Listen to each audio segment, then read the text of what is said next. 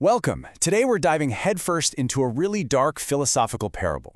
It's a thought experiment, really, about progress, control, and the ghosts we seem to create along the way. So let's get into it, because we're about to explore the terrifyingly high price of so-called perfection. And this sentence right here, this is the key to the entire story. It just perfectly captures this profound and, well, ultimately fatal misunderstanding of risk. It's the very core of a specific kind of arrogance. And believe me, it sets the stage for everything that's about to unfold. You know, our story begins where so many tragedies do, with a really grand, sweeping ambition. And that brings us to Act 1, the gilded cage and the illusion of certainty it promises.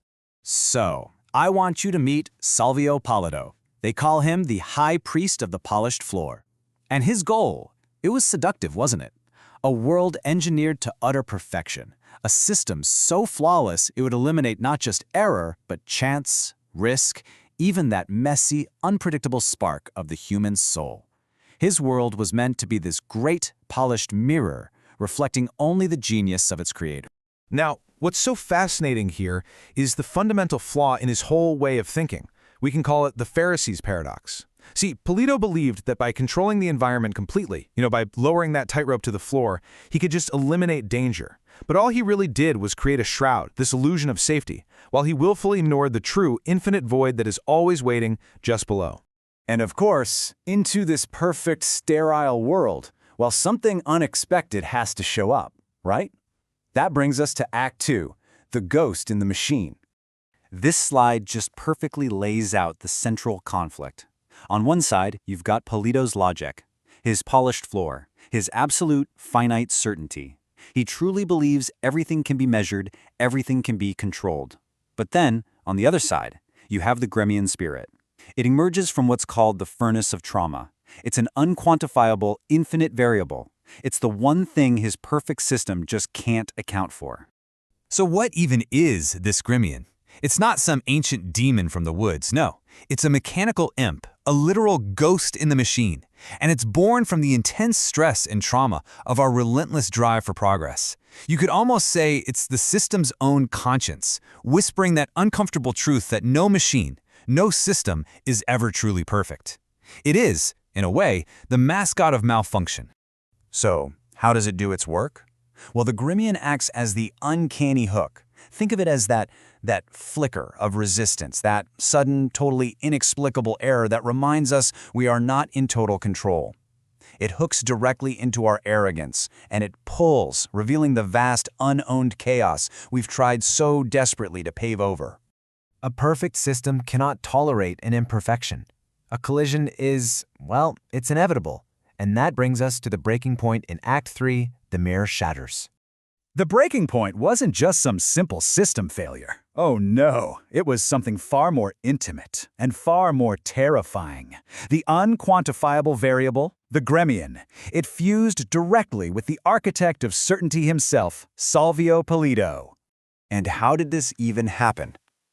Well, the Gremian just didn't play by the rules. It found all the loopholes in Polito's rigid logic of zero, which was the system's absolute foundation.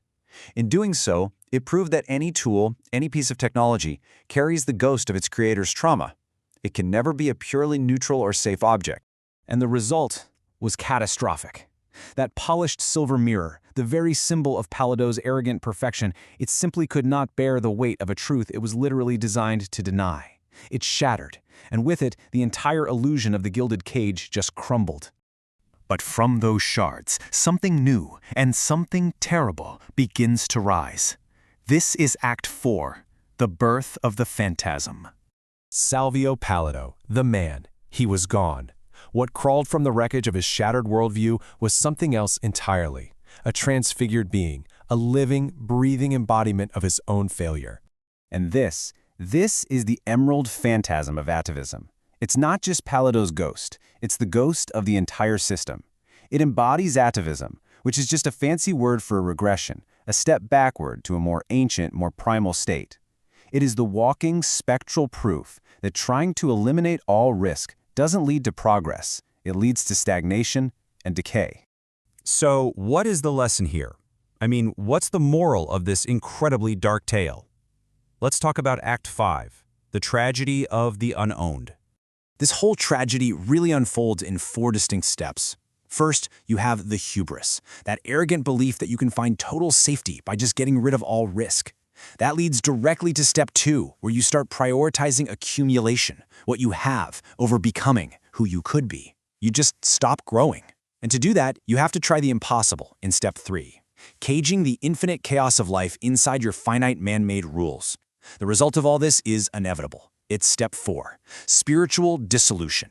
The soul itself just decays, losing its entire purpose. And this right here is the absolute crucial point. The phantasm is the end result of a soul that has given up on growth. It can't find fulfillment anymore, so it turns to this destructive cycle, forever trapped by the values and the failures that created it in the first place. It's the embodiment of a soul literally winding down into nothingness. Our parable ends not with destruction, but with a warning, a final, chilling act.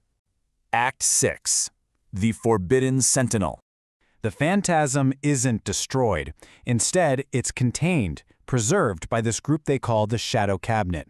It's kept as a forensic artifact, a piece of evidence from a traumatized age, an object to be studied, and maybe, more importantly, to be feared. So what exactly is this artifact warning us against? Well, it stands as a sentinel, guarding a forbidden path. Its message is crystal clear. You have to learn to fly with your ghosts, with your traumas, your imperfections, or they will absolutely consume you. Pallida didn't fail because he had hubris. He failed because he refused to master it. He tried to ignore the fire and he was burned to ash. And so we're left with this final, haunting question. The drive to achieve the impossible. To build the perfect system, to conquer all risk. It's a formula. But it's a formula that can lead to creation or to utter destruction. When you look at our own world with its own polished floors and its own ghosts in the machine, which one will it be for us?